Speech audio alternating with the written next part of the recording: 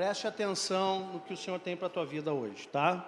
Eu sei que Deus já falou bastante, mas eu creio que sempre tem um próximo passo. E a palavra diz que lâmpada é para os meus pés a tua palavra. Então a palavra sempre vai continuar iluminando os teus pés e te dando direções.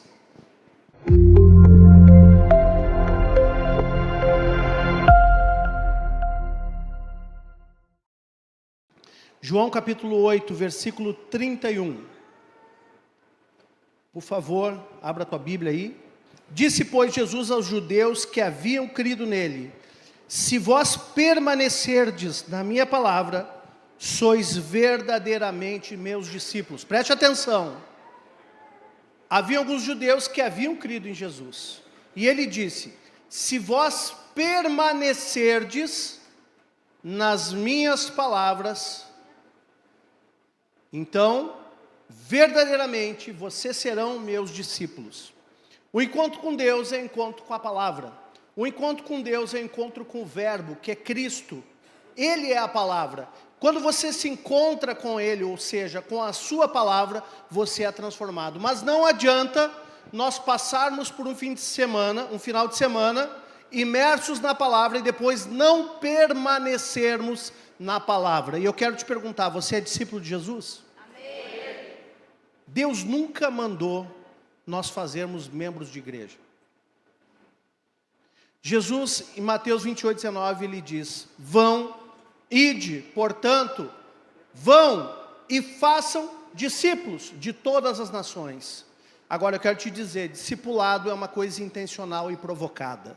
Discipulado não é algo que acontece só por você frequentar a igreja. Discipulado não é algo que acontece porque você vai a um culto ou uma célula. Discipulado é um processo intencional de ministração da palavra, de compartilhamento de vida, de treinamento no reino do Espírito. Então, se vocês de fato creram em Jesus, e muitas mulheres nós vimos que nasceram de novo, desceram as águas do batismo. Então, isso significa que vocês fizeram uma confissão pública, e por isso eu autorizei o vídeo, viu? Porque o batismo é uma confissão pública, né? Ela não é reservada. Então, o batismo é uma confissão pública de alguém que está tomando uma decisão por Cristo, ou seja, ela está sepultando a velha natureza e ressuscitando com Cristo através das águas do batismo. Então, nós vemos que muitas mulheres passaram por isso. E agora, como eu faço para que tudo aquilo que eu recebi nesse final de semana permaneça na minha vida? Você precisa de duas coisas. Primeiro, permanecer na palavra. E a segunda, ser um verdadeiro discípulo. Pega isso aí no teu coração. Se vós permanecerdes na minha palavra, sois verdadeiramente meus discípulos. Não existe discípulo que não permanece na palavra. Se não permanecer na palavra, não vai ser discípulo. Amém? Mas o discipulado é algo intencional e provocado por alguém que tem habilitação espiritual para te ministrar e te conduzir num processo, assim como Jesus, dentre uma multidão de discípulos, ele escolheu 12 para treiná-los, para capacitá-los e para enviá-los. Amém? 32. E conhecereis a verdade, e a verdade vos libertará. Então essa verdade que liberta, ela precisa continuar sendo conhecida por você todos os dias. 33. Responderam-lhes: somos descendência de Abraão e jamais fomos escravos de alguém. Como dizes tu, sereis livres? Replicou-lhes Jesus: em verdade vos digo, que todo que comete pecado é escravo do pecado. Então, meu irmão, eu quero te dizer uma coisa. Você foi livre nesse final de semana, amém? Mas tem muita gente que era escravo do pecado, e depois de passar por um processo de libertação através da palavra, através da verdade de Cristo, por não permanecer em Cristo, por não estar sujeito a um processo de discipulado, volta a pecar, volta para uma vida de pecado. Você quer isso para a sua vida? Você quer perder o que você conquistou no final de semana? Então você precisa ter inteligência espiritual. Todo aquele que é dominado pelo pecado é escravo. Todo aquele que comete pecado é escravo do pecado. O escravo não fica sempre na casa, o filho sim para sempre. Então algumas disseram aqui, agora eu sou filha de Deus. Amém, eu creio. João 1,12 fala, todos aqueles quantos o receberam, foram feitos filhos. Ah, pastor, mas é só quem reconhece Cristo e recebe Cristo? Sim. Não sou eu que estou dizendo, é a Bíblia. Se você reconhece Jesus como filho e recebe na sua vida, você é feito filho de Deus. Porém, mesmo sendo filho de Deus, alguém pode voltar para o pecado e começar a viver uma vida escrava novamente. Você quer isso? Sim ou não?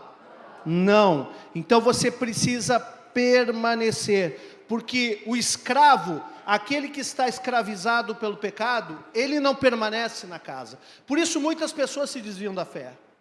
Porque primeiro o pecado entra na vida delas, depois elas saem do reino. Mas aquele que é limpo do pecado e permanece limpo, esse é filho que fica na casa, permanece na casa. Se pois o filho vos libertar, verdadeiramente sereis livres. Eu creio que Jesus fez algo tremendo nesse final de semana. E vai continuar fazendo. Eu creio que Ele tem muito mais para a tua vida. Mas hoje, o que eu quero destacar aqui com essa palavra é que é importante você manter a sua cura. É importante você manter a sua libertação. É importante você manter a sua transformação. É importante você manter aquilo que você, debaixo de uma imersão de 3 dias, conquistou no mundo espiritual. Não deixe o inimigo te enganar. Não deixe o inimigo te roubar o que você recebeu. E considere que isso é uma possibilidade. Isso pode acontecer se você não estiver atento. Pastor, mas como eu posso guardar a minha vida para que eu não caia em enganos? Como eu posso me manter aceso, em pé, sem cair, sem não cair no engano do pecado, sem voltar a ser a pessoa que eu era antes? Deixa eu te dizer, sabe qual é a melhor maneira? Discipulado. Se tivesse uma ferramenta mais poderosa, Jesus tinha utilizado. Mas a ferramenta mais poderosa que ele utilizou chama-se discipulado. Então eu quero dizer, mulheres, vocês que passaram esses 3 dias imersas, chama a tua líder no final do culto e já agenda o primeiro nessa semana.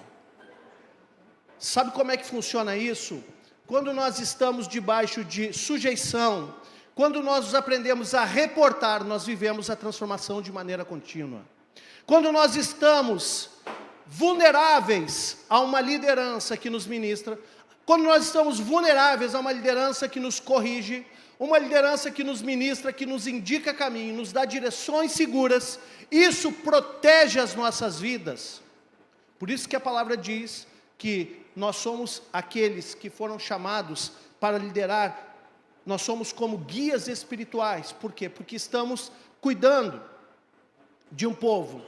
Você sabe o que significa um pastor? Um pastor é aquele que cuida de ovelhas.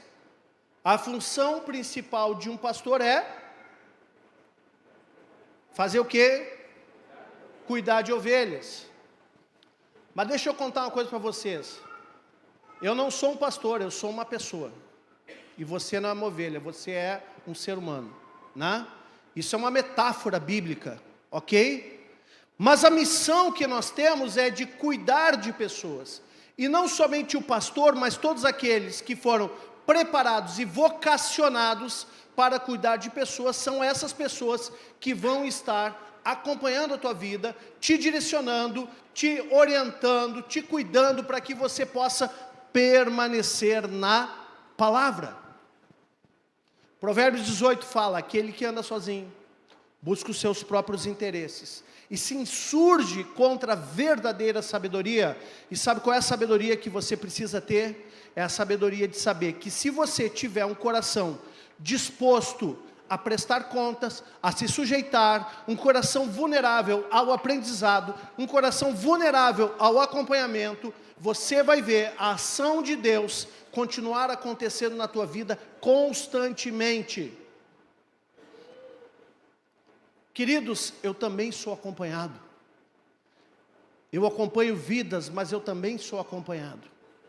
E isso me faz andar de uma maneira mais segura, de uma maneira mais regrada no reino.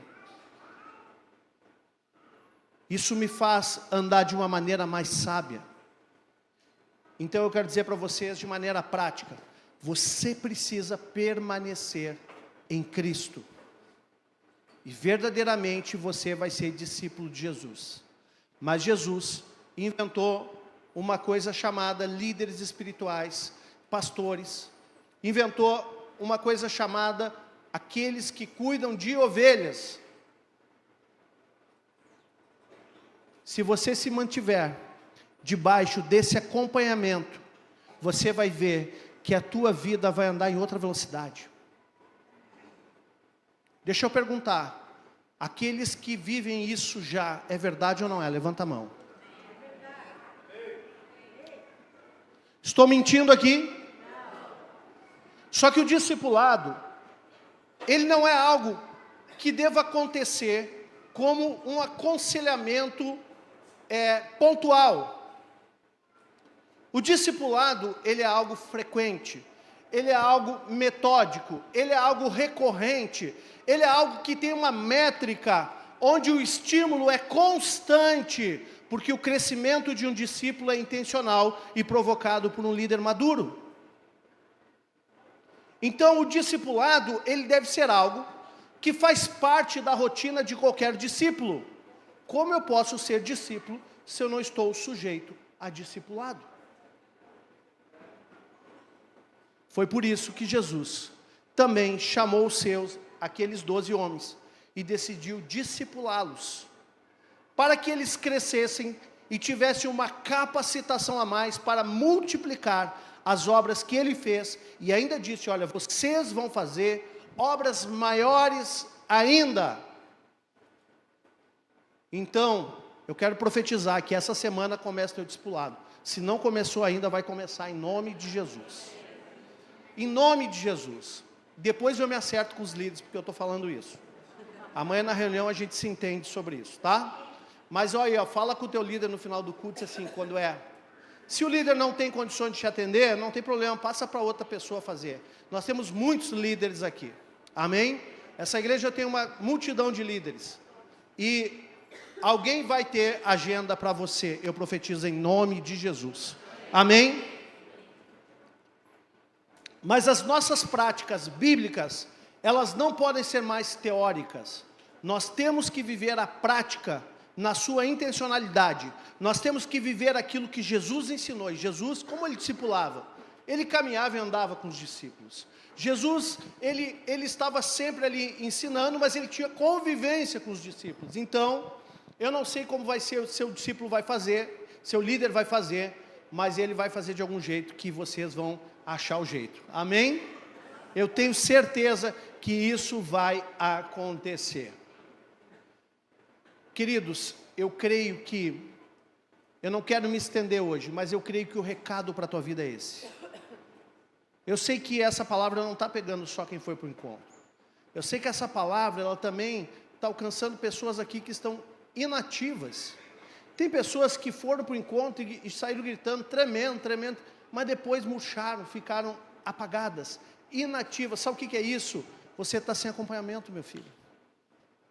Você está sem acompanhamento. Quando nós temos acompanhamento, as coisas mudam. Porque nós temos a quem nos reportar. Todo mundo que caminha sem se reportar não vai muito longe.